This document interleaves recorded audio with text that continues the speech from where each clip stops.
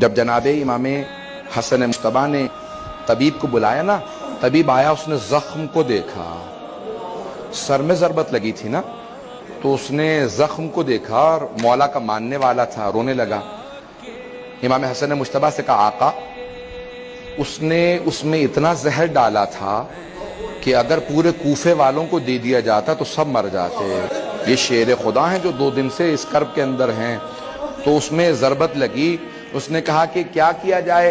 کہا میرا علاج یہ ہے کہ اگر ان کو جتنا ہو سکے دودھ پلایا جائے، شہادت تو ہوگی لیکن صرف اور صرف دودھ پلانے سے تاخیر ہو سکتی ہے۔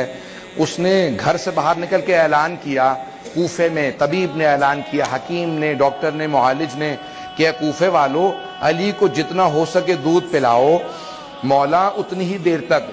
روایت کے الفاظ یہ ہیں کہ امام حسن مجتبیٰ جب دروازے پہ گئے تو دیکھا چھوٹے چھوٹے بچے ہاتھوں میں کوزے لیے کھڑے ہیں اور ہر بچے کے ہاتھ میں کوزے میں دودھ تھا۔ کہا مولا آج ہم دودھ نہیں پیئیں گے۔ امام حسن مجتبیٰ زاروں قطار رونے لگے۔ کہا کہ آپ لوگ سب بچے رک جائیں، ذرا میں اپنے بابا سے پوچھوں۔ میرے مولا نے کہا بیٹا حسن جانتے ہیں یہ سب یتیم بچے ہیں۔